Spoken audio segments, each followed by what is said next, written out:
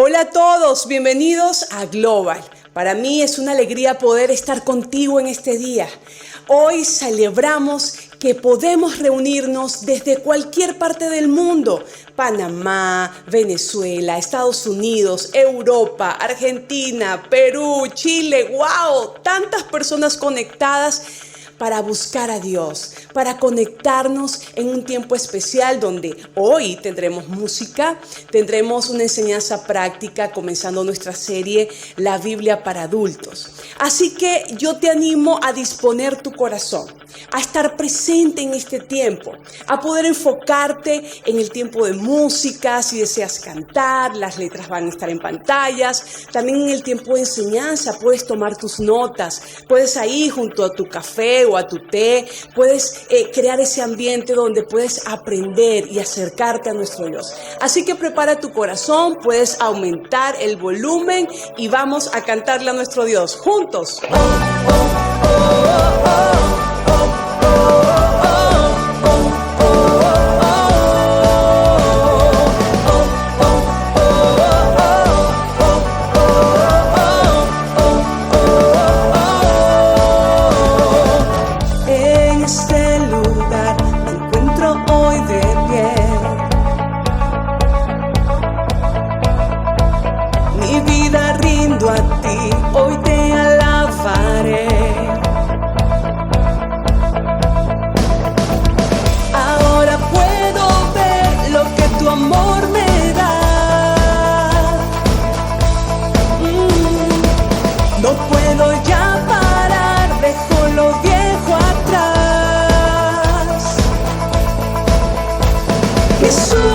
Jesús, mi Salvador, hoy me rindo,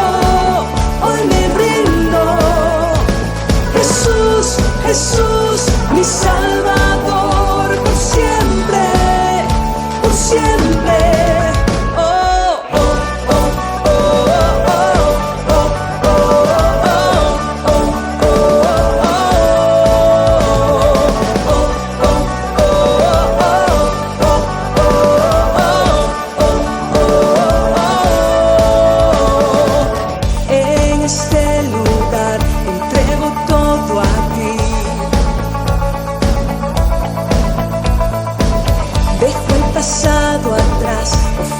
Todo a ti.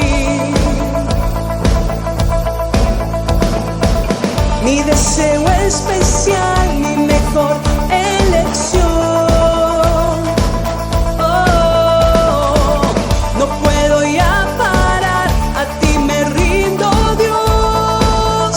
Oh Dios, Jesús, mi Salvador, hoy me rindo, hoy me rindo. Jesús, mi Salvador, por siempre, por siempre. Tú eres santo, Dios de gloria, vivo solo por ti. Jesús, mi Salvador, hoy me rindo, solo a ti.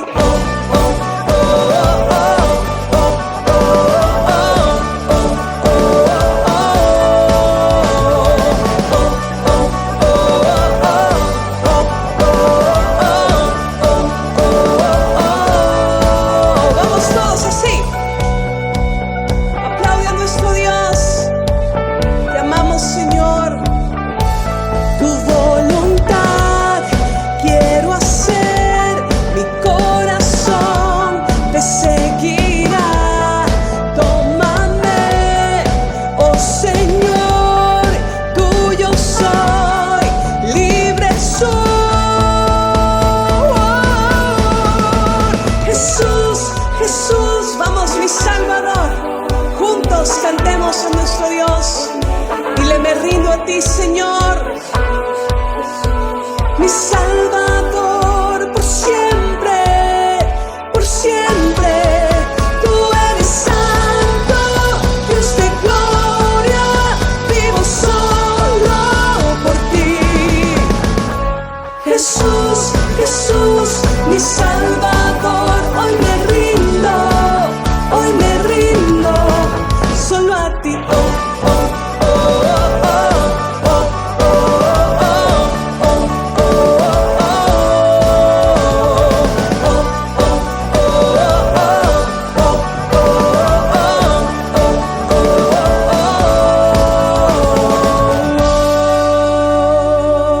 Recuerda esa promesa que está en la Biblia y dice que donde dos o más se reúnen en su nombre, allí está Él. Y Él está en medio de nosotros. Nos estamos reuniendo para buscarle. Nos estamos reuniendo para escuchar su voz a través de su palabra. Nos estamos reuniendo para cantarle a Él y conectarnos con su amor. No importa los kilómetros, las millas que tú y yo tengamos, Él está allí contigo y Él está ahora conmigo. Y eso me muestra la grandeza de Dios.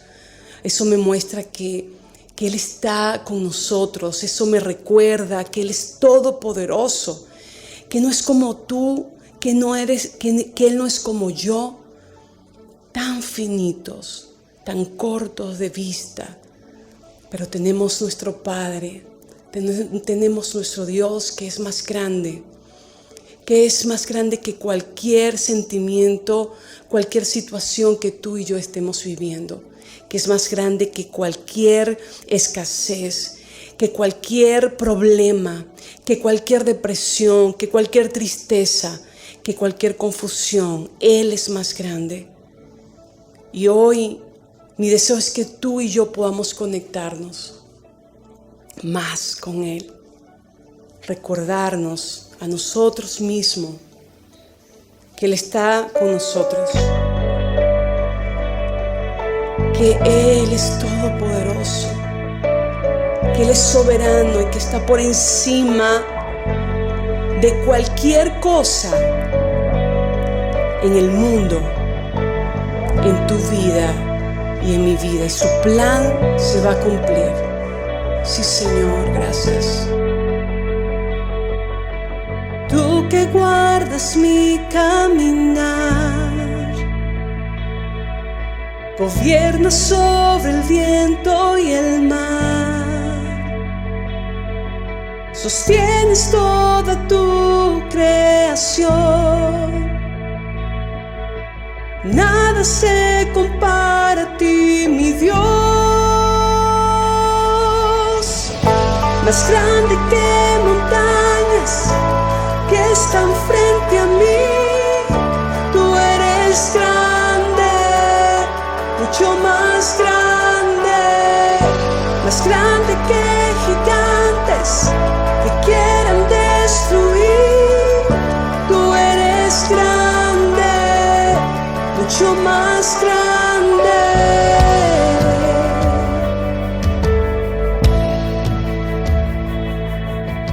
Por la eternidad tú eres fiel, sobre toda prueba eres rey.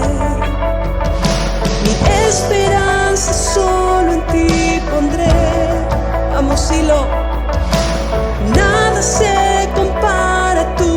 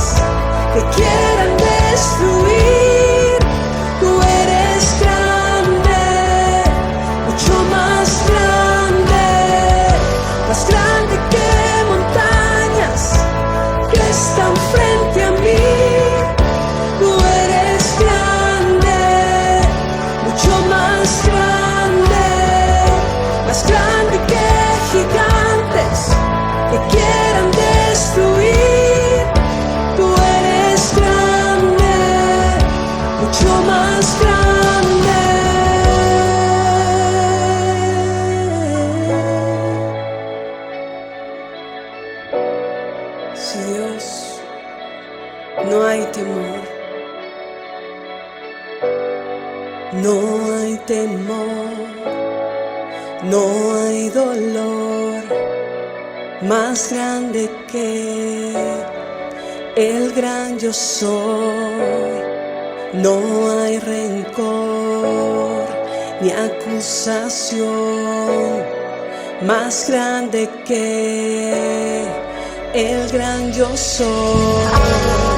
No hay temor, no hay dolor más grande que el gran yo soy. No hay rencor ni acusación más grande que el gran yo soy.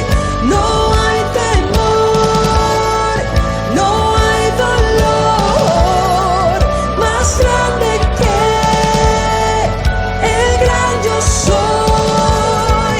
No hay rencor ni acusación más grande que el gran yo soy. No hay temor, vamos.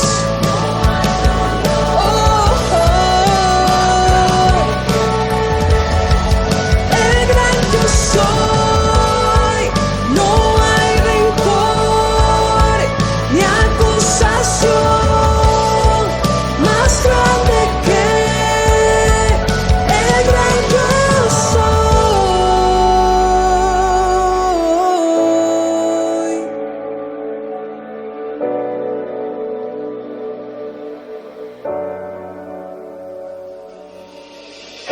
Más grande que montañas que están frente a mí, tú eres grande, mucho más grande que gigantes que quieran destruir. Tú eres grande, mucho más grande que montañas que están frente a mí. Tú eres grande, mucho más grande que gigantes que quieran destruir. Tú eres grande, mucho más grande que montañas. Vamos, iglesia, dilo. Oh, tú eres grande, Señor. Oh, abro mis labios para decir que no hay otro como tú. Más grande que gigantes que quieran destruir. Tú eres grande, mucho más grande. No hay temor, no hay dolor más grande que el gran yo soy. No hay rencor ni acusación más grande que el gran yo soy.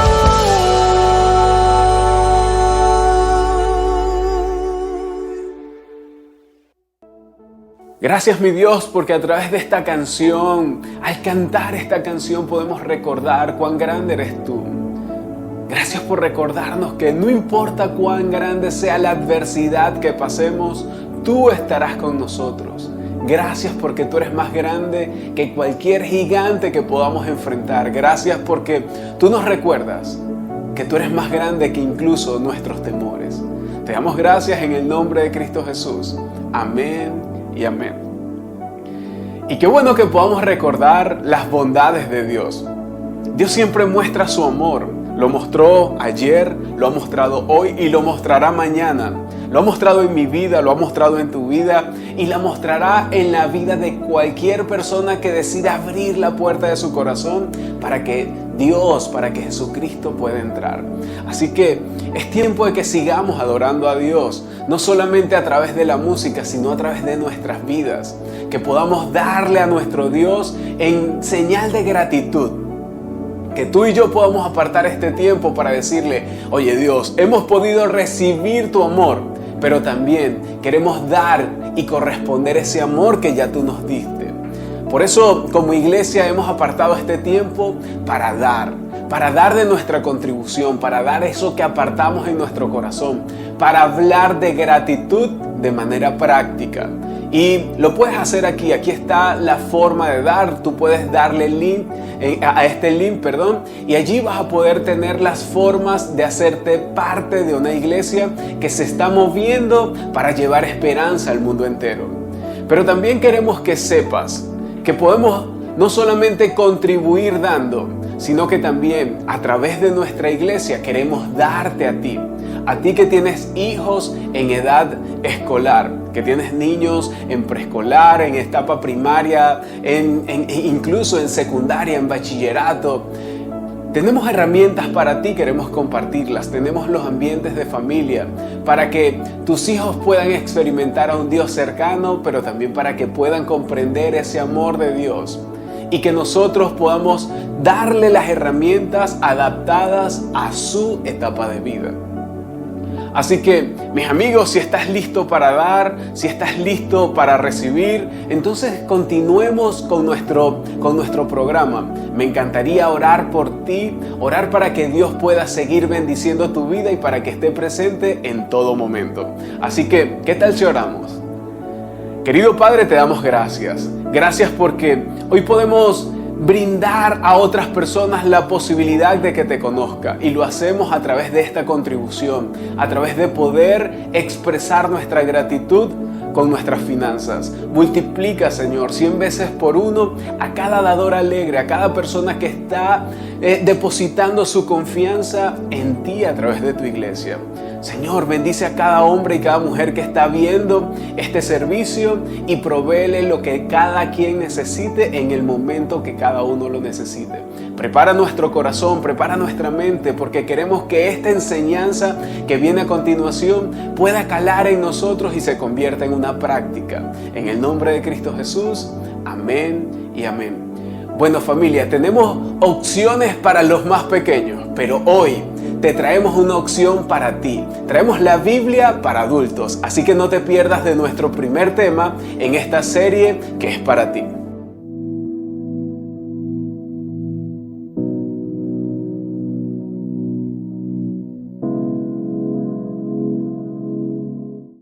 Hola, qué bueno que están conectados a nuestro servicio de Global Ministries en nuestro servicio online.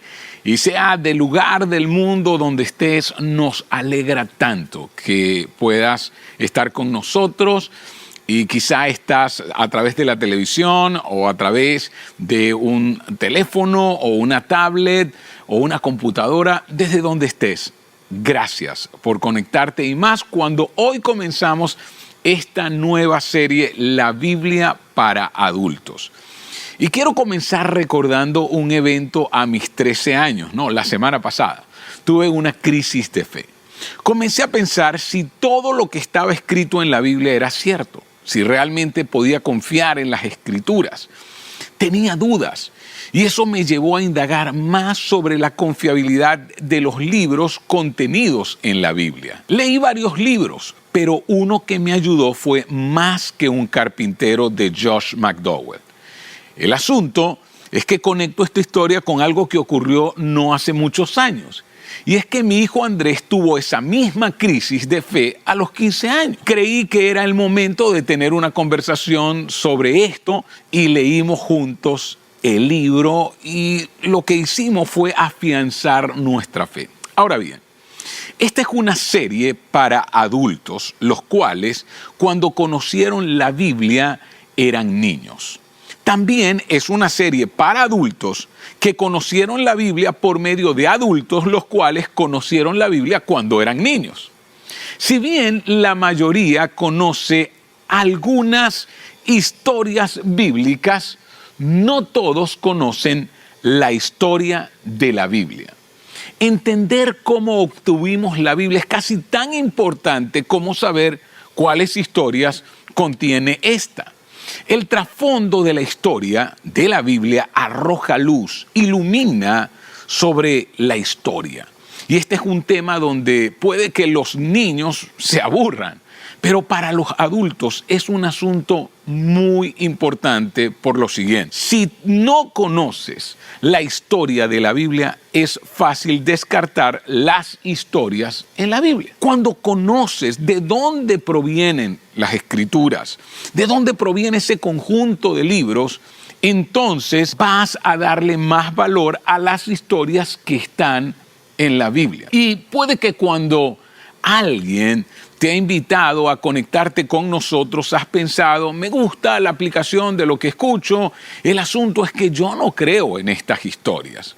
¿Qué tal cuando mencionamos alguna historia de las Escrituras o algún hecho de Jesús? Puede que pienses esto. Es más, puedes que estés sentado al lado de tu esposa y te preguntes cómo puede creer en todo lo que la Biblia dice. Y es comprensible porque si no conoces la historia de la Biblia es muy difícil continuar y abrazar sus historias. Es que la manera en cómo obtuvimos nuestra Biblia no es la misma manera como el mundo obtuvo la Biblia.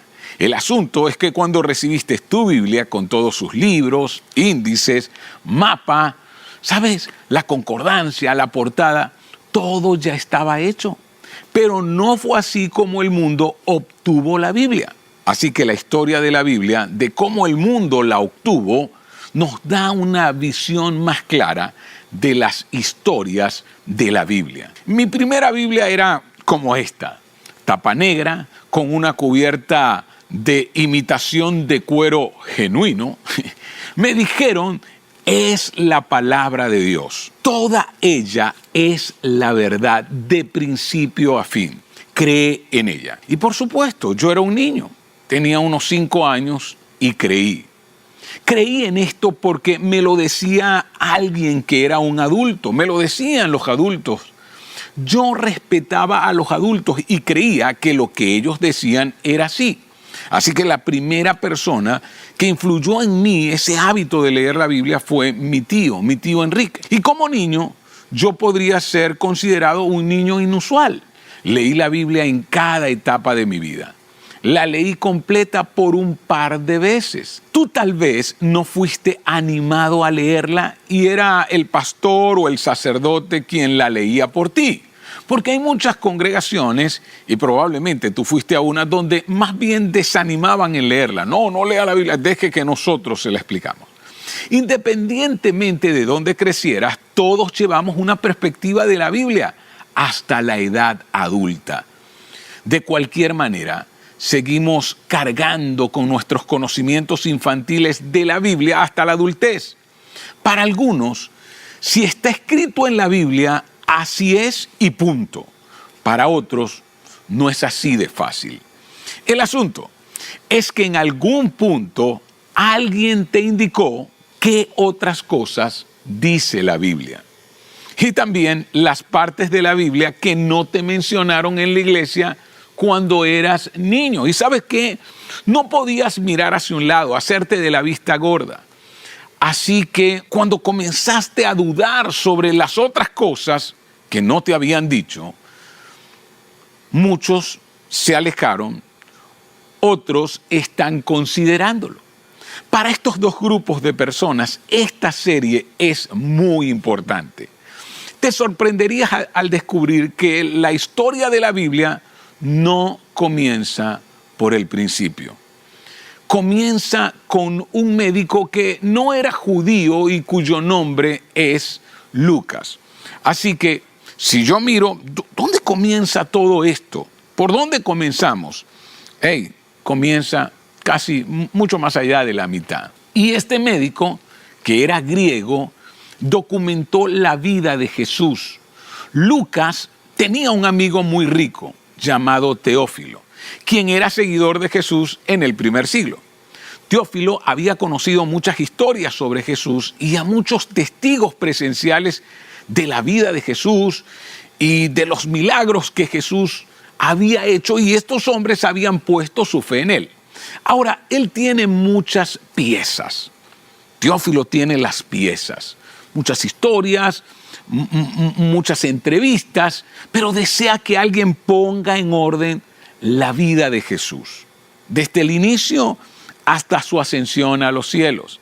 Así que Lucas está dispuesto a escribir un relato ordenado de la vida de Jesús por el bien de ese amigo rico llamado Teófilo. De hecho, de esa manera comienza su relato, el cual fue llamado luego, muchos años después, el Evangelio según Lucas. Lucas 1:1 entonces dice: muchos han intentado hacer un relato de las cosas que se han cumplido entre nosotros. Algo que valía la pena había ocurrido. ¿Y por qué lo sé? Porque muchos, Lucas está diciendo, no solo yo estoy escribiendo acerca de Jesús, sino muchos lo están haciendo. Y el punto es este: no hay muchos casos en los que múltiples escritores documentaran el mismo evento en la antigüedad, en el primer siglo antes de este. La vida de Jesús, de alguna manera, destaca entre las de muchos en la antigüedad. ¿Por qué? Porque Lucas está diciendo, muchos están hablando de estas cosas y muchos están escribiendo sobre esto. Y ahora Lucas 1:3 nos dice: por lo tanto, yo también, no solo ellos, sino que yo también, excelentísimo Teófilo, habiendo investigado todo esto con esmero, desde su origen he decidido escribirlo ordenadamente. ¿Recuerdas que te dije que Lucas era médico?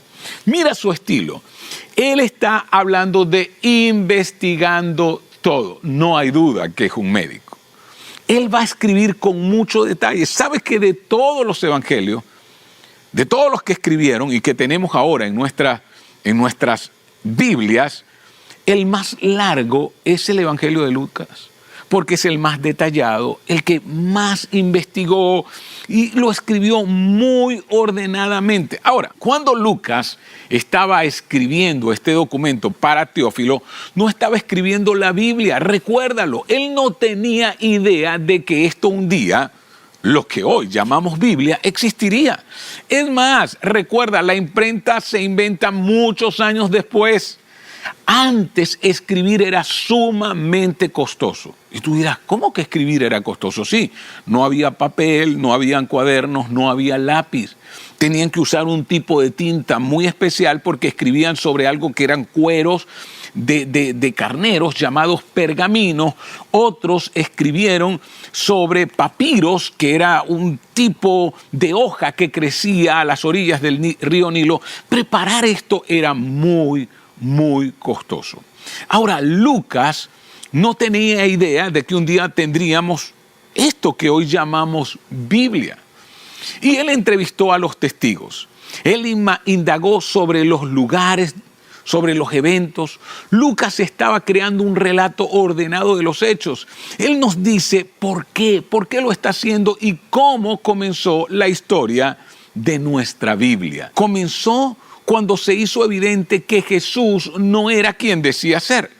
Cuando Él murió y fue sepultado, en ese momento todas las esperanzas de sus seguidores se vinieron abajo. En ese momento no iba a existir ninguna historia que contar. Lo único que había era vergüenza y confusión. Imagínate, aquel que les había dicho, yo soy la vida, yo soy la verdad, ahora estaba en un sepulcro. Y Lucas relata cómo después de la crucifixión, José de Arimatea y un hombre llamado Nicodemo, estos dos hombres eran muy importantes entre los judíos, buscaron el cuerpo de Jesús y lo sepultaron conforme a los ritos de la época y conforme a los ritos judíos. No porque creyeran que Él era el Mesías o el Salvador, sino por respeto y porque creían que su muerte había sido muy injusta. Así que estos hombres llevan a Jesús, el cuerpo de Jesús, a un sepulcro, lo embalsaman, lo cubren de vendas. Y recuerdan, Lucas investigó a fondo esto y es lo que él escribe en Lucas 23, 50 al 53, dice, había un hombre bueno y justo llamado José, miembro del consejo, era alguien importante en esta comunidad, que no había estado de acuerdo con la decisión ni con la conducta de ellos, de esos sacerdotes, el sumo sacerdote y los fariseos que mandaron hicieron presión para que Jesús fuera crucificado. Era natural de un pueblo de Judea llamado Arimatea y esperaba el reino de Dios. Y continúa relatando Lucas. Este se presentó ante Pilato y le pidió el cuerpo de Jesús. Después de bajarlo, lo envolvieron en una sábana de lino y lo puso en un sepulcro cavado en la roca, en el que todavía no se había sepultado a nadie. Recuerda que Lucas es médico, acostumbrado a los detalles. Ven cómo da detalles muy precisos de los personajes, de los lugares y de los eventos. En el verso 55 nos dice: las mujeres que habían acompañado a Jesús desde Galilea siguieron a José para ver el sepulcro y cómo colocaban el cuerpo. Ahora, ¿para qué lo siguen? Es la pregunta. ¿Por qué están siguiendo a este hombre? Y sigue diciendo: luego volvieron a casa y prepararon especies aromáticas y perfumes. Ellas querían saber dónde iban a colocar el cuerpo. La pregunta es, ¿por qué? Porque ellas lo iban a embalsamar. Jesús estaba muerto y ellas no esperaban que resucitara. Ellas esperaban que permaneciera de esa manera. Ellos, cuando ven a Jesús muerto, y esto es muy importante, porque en este momento no hay cristianos, no habían seguidores, se había perdido la esperanza. Es más, todos estaban escondidos. Si al líder lo habían asesinado y de esa manera tan brutal, ¿qué quedaría para los seguidores? Cuando leemos las historias de estos hombres que eran sus seguidores, todos estaban aterrados. Así que solo estas mujeres, con el corazón roto, discípulos decepcionados y asustados, es lo que podemos ver. En el tiempo romano, con sus dioses, con sus templos, y claramente en ese momento los dioses romanos habían ganado, esto era una tragedia para estos seguidores de Jesús. Si hubiese terminado allí, no hubiese Biblia, no hubiesen cristianos, no hubiese iglesia, no hubiese Antiguo Testamento dentro de nuestras Biblias. No habría un Lucas mirando los detalles de la vida de Jesús. Solo piénsalo. ¿Qué tal si toda la historia termina allí, Jesús crucificado? Y por eso te estoy relatando lo que Lucas escribe.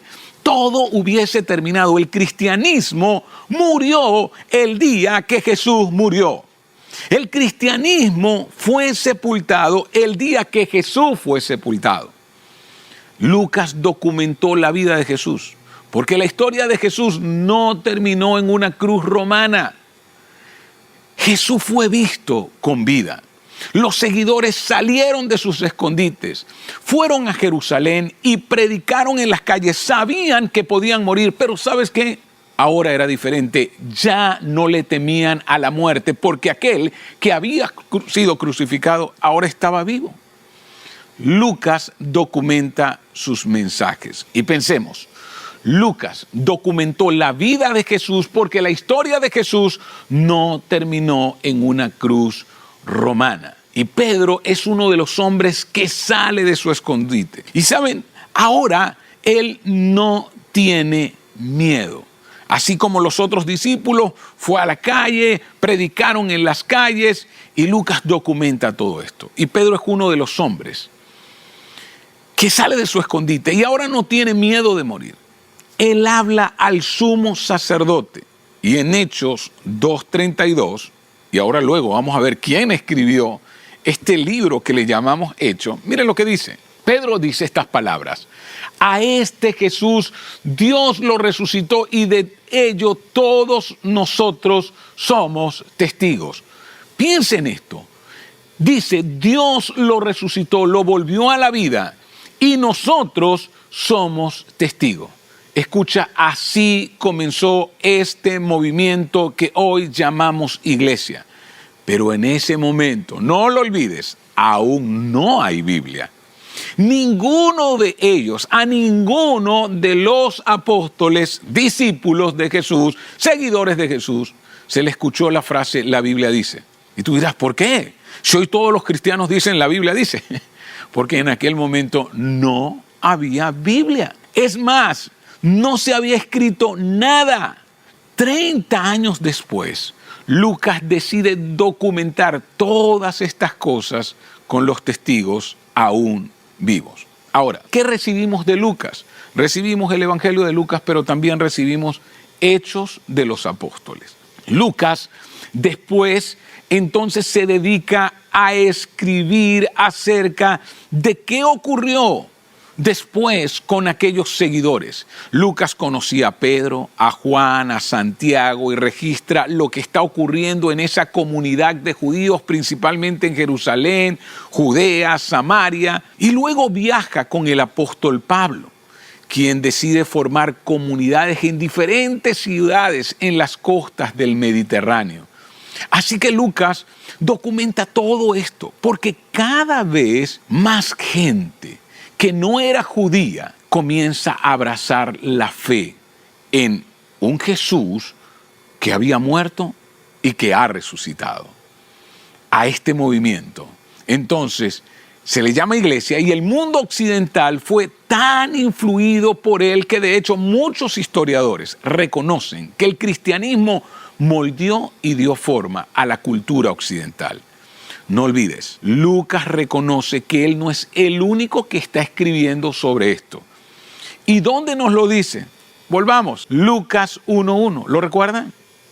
Muchos han intentado hacer un relato de las cosas que se han cumplido entre nosotros. Si te parecen increíbles los relatos de la Biblia, yo lo entiendo, pero es hora de regresar, es hora de volver. Lucas dice, muchos, en un mundo mayoritariamente analfabeta, en un mundo donde escribir es sumamente costoso, la pregunta es, ¿por qué lo haría? ¿Por qué él y otros se dedicarían a escribir acerca del mismo hombre y acerca de los mismos acontecimientos? Porque sucedió algo extraordinario. Sucedió algo que es digno de registrarlo, que no puede ser olvidado, algo que valía la pena escribir y dejar para la posteridad. Ahora, Pedro y los otros discípulos salieron a contar lo que habían visto.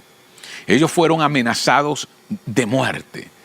Pedro dictó sus relatos a otro griego, un jovencito llamado Marcos. Pedro dictó a Marcos. Y la pregunta es, ¿y cómo sabemos eso? Lo sabemos porque un escritor del primer siglo llamado Papias escribió sobre esto. Y dice que Marcos, quien fue un viajero que acompañó a Pablo en viajes misioneros, escribió de los labios de Pedro, de lo que Pedro le dictó. Por eso este escrito es el más corto. Es acción tras acción. Pedro si tú conoces la personalidad de Pedro, descrito por Juan, por Lucas, incluso por el mismo Mateo, tú vas a ver que Pedro siempre estaba en la acción. Así que, ¿cómo le dicta Pedro el Evangelio a Marcos? Lee Marcos, vas a ver que es acción tras acción tras acción. Es el relato de un pescador. No es tan detallado como el del médico. Juan Marcos, compañero de Pablo, amigo de Lucas, escribió en los años 50. En ese año escribe Juan Marcos. Otro quien registró la historia fue Mateo. Y Mateo fue llamado directamente por Jesús, estuvo con los 12, fue un recaudador de impuestos, así que entendemos que Mateo sabía leer y escribir porque para recaudar impuestos debías tener esas cualidades. Ahora, Mateo es un judío y Mateo se dirige a los judíos. ¿Y qué traen sus escritos? Mateo se concentró en mostrar que las profecías que estaban escritas sobre el Mesías se cumplieron en Jesús. En otras palabras, escribe a judíos para decirles, Jesús es el Mesías que nosotros como judíos esperábamos. Él demostraba a los judíos que Jesús era quien había dicho ser. Los padres de la iglesia hacen referencia a una primera versión en hebreo. En otras palabras, Mateo era un hebreo y su primer escrito fue en hebreo. Luego, ese escrito se pasó en griego en los años 50. Y la pregunta es, ¿por qué si escribió en hebreo se pasó en griego? Para que todas las naciones lo pudieran leer, porque en ese momento el idioma más popular del mundo era el griego. Ahora, ¿quién más escribe? Juan es otro de los que escribe. ¿Por qué se molestaría en hacerlo? Si ya lo había hecho Lucas, si ya lo había hecho Marcos, dictado por Pedro, si ya lo había hecho Mateo. ¿Por qué se molestaría? Juan es quien escribe el último de los evangelios.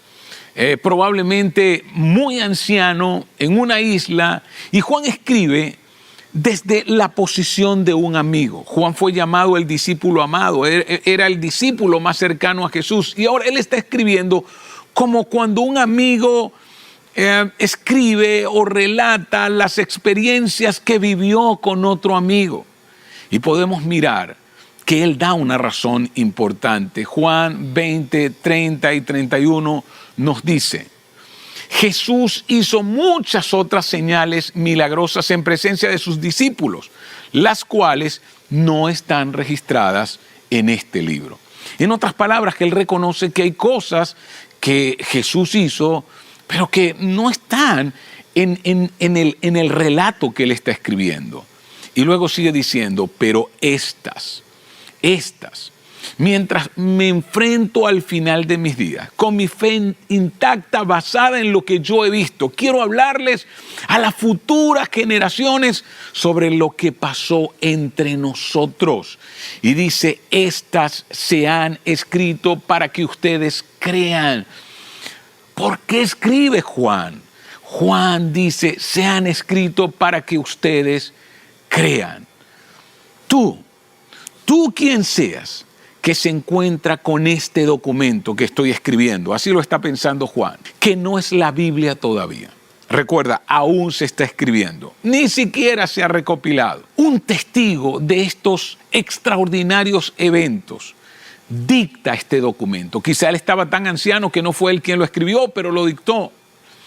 Y tú te preguntas, ¿creer en qué? ¿Qué quiso Juan que nosotros creyéramos? Si te alejaste de la fe porque ya no creías más, Juan, no la Biblia. Juan, no la Biblia. El relato de un hombre, Juan, está a punto de decir lo único que importa. Y sigue diciendo, para que ustedes crean que Jesús es el Cristo, el Hijo de Dios, y para que al creer en su nombre tengan vida. Eso es. Estas cosas, porque las implicaciones son muy importantes, porque cuando tú crees tendrás vida. Si el relato de Juan es todo lo que tienes, el relato de Juan es todo lo que necesitas. Ahora, piensa en esto. ¿Qué es esto que no crees? Cuando te hablo de estas cosas, mi pregunta para ti es, ¿qué es esto que no crees? Cuando tú dices, sí, pero es que yo no creo. ¿Qué es lo que no crees? Durante las décadas que siguieron, las personas fueron dirigidas no a la Biblia, pero sí al relato de Juan. Era un relato del mejor amigo de Jesús. Y estas personas lo leyeron y ¿sabe qué ocurrió? Lo creyeron. Es más, los hechos arqueológicos demuestran que ya para el año 120 habían copias del Evangelio de Juan, incluso en Egipto. Juan dejó escrita su experiencia para que creas. Así que llegamos al final del siglo I. Pero aún no teníamos la Biblia. Miles de cristianos, documentos de sumo valor revelando la vida y las palabras de Jesús. Imagina cuán invaluables, cuán importantes eran estos documentos para las personas que habían oído solo frases y fragmentos, quienes sus padres oyeron a Juan o a Pedro predicar. Yo crecí con estas historias, pensaban. ¡Wow! Sí, yo recuerdo que mi papá había dicho, y cuando ellos les leían estas cosas, era tan importante, la historia aún estaba fresca para el siglo I. Así que todos estos documentos, los que escribió Lucas, Mateo, Marcos, de la boca de Pedro y Juan, quien dictó a los que escribieron, se convirtieron en documentos valiosos, en documentos sagrados e inspirados y en las Escrituras. Así le llamaron. Estaban muchas de ellas. Así que desde el principio esos relatos fueron considerados de esta manera. Y a lo largo del tiempo fueron considerados sagrados, inspirados. Y eventualmente, entonces, se le dio el nombre de las Escrituras o las Sagradas Escrituras. Pero escúchame, no eran la Biblia aún. Ahora, recuerda que estamos en el siglo I, ¿no? Ahora el imperio sospechaba de los cristianos. Y la pregunta que te harás, pero ya va, ¿por qué el imperio romano se empeñó en los cristianos? No tanto por lo que creían, sino por lo que ellos no creían y que iba en contra de la manera en que los romanos gobernaban el mundo. Así que veamos cuál es el problema. Cristianos sin dioses. Ellos creen que hay un solo Dios que se hizo hombre y resucitó, así que creyeron en Jesús. El César no es entonces nuestro Señor. Porque ¿cómo se saludaban los romanos? Salve César. Los Césares se convirtieron en semidioses. Así que si los cristianos no creían en dioses, no creían que César era su Señor. Esto ofendió tanto a César y a los dioses en los que ellos creían, ¿no? Y como dice la canción de Stevie Wonder, los romanos eran supersticiosos. Sí, eran supersticiosos. Y ahora entonces viene un hombre llamado Tertuliano, quien escribe entre finales del siglo I, principios del siglo II, y Tertuliano escribió: si el Tíber inunda la ciudad, que era un río en Roma, o si el Nilo se niega a subir, o si el cielo retiene la lluvia, si hay un terremoto, una hambruna, una pestilencia, de inmediato se levanta el grito: cristianos a los leones. Los romanos comenzaron a pensar que todas las tragedias se debían a los cristianos porque ellos no creían en sus dioses. Así que el punto de los césares y por qué persiguieron a la iglesia era para mantener a los dioses felices a toda costa y a cualquier costo. En otras palabras, si tenemos que echar a los cristianos a los leones, lo haremos para que nuestros dioses estén felices. Y demostraron su placer de esa manera.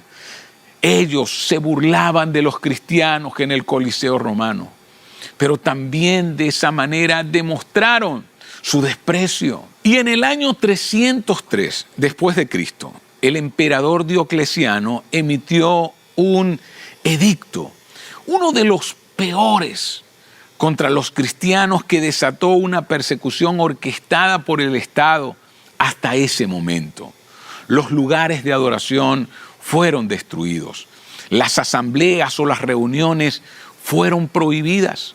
Él ordenó la destrucción de escritos cristianos, no la Biblia. En ese momento aún no existía Biblia, pero existían estos escritos que había escrito Mateo, Marcos, Lucas, Juan y muchos documentos y cartas para aquel momento del apóstol Pablo. Documentos, colecciones, fueron escondidos por los cristianos, enterrados. Y estos cristianos prefirieron morir antes que dejar que encontraran esos documentos. El cristianismo se esparció. Cambios políticos trajeron consigo reformas y el alivio de las hostilidades. Hasta que en el año 324, después de Cristo, ¿no? El emperador Constantino el Grande, ese emperador indiscutible del imperio, canceló los edictos de Diocleciano y toda la persecución contra los cristianos y devolvió todas las propiedades a ellos. El cristianismo se convirtió en la religión predilecta del imperio. Los eruditos cristianos podían trabajar al descubierto. Trajeron todos los documentos, comenzaron a estudiarlos. Fueron financiados por el mismo Estado romano.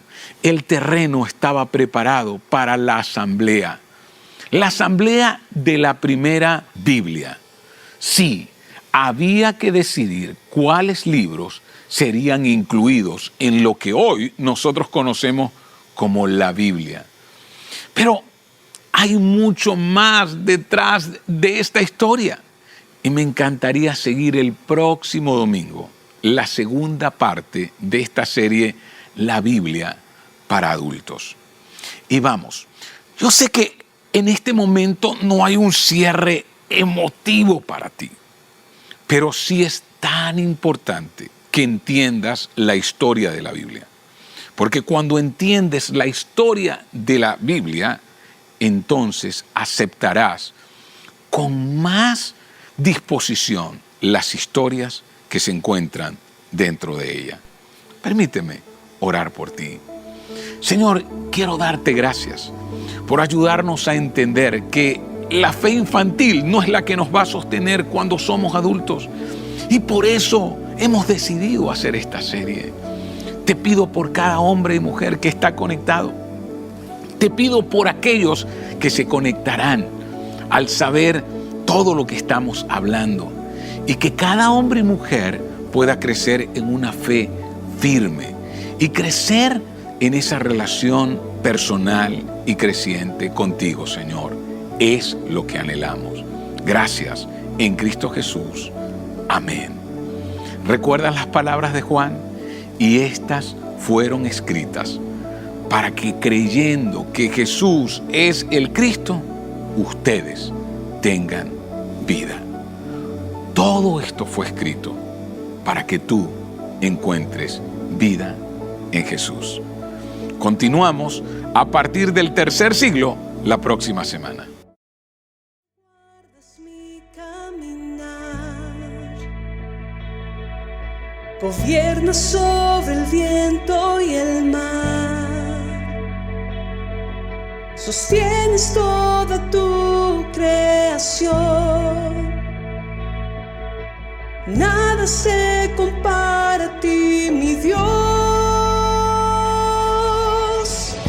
Más grande que montañas que están frente a mí, tú eres grande, mucho más grande que gigantes que quieran destruir. Tú eres grande, mucho más grande.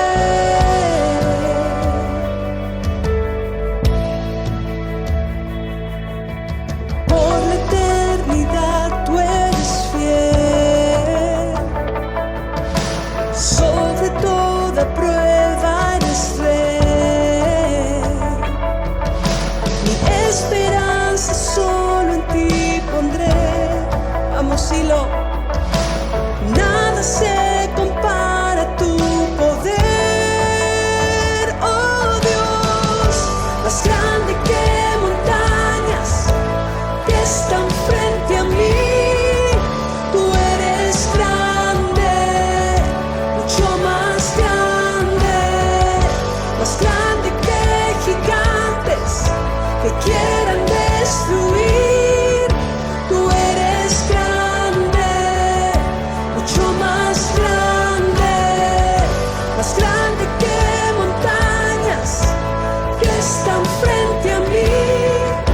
Tú eres grande, mucho más grande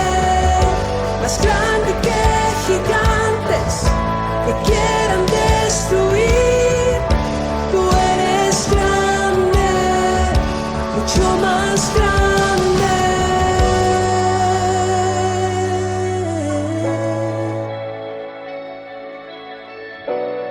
Sí, Dios, no hay temor, no hay temor, no hay dolor más grande que el gran yo soy.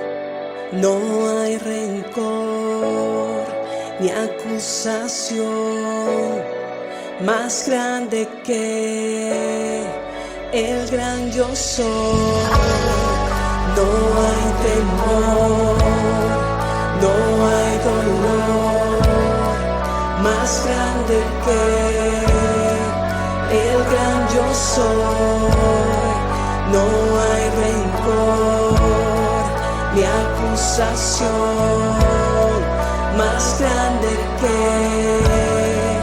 el gran yo soy. No hay temor, no hay dolor más grande que el gran yo soy. No hay rencor ni acusación más grande que el gran yo soy. No hay temor, vamos.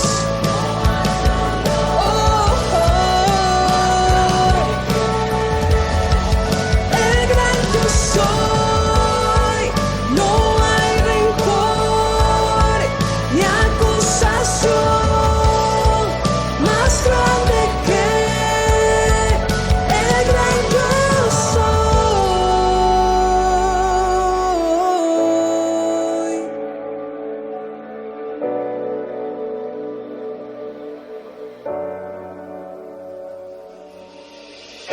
Más grande que montañas que están frente a mí.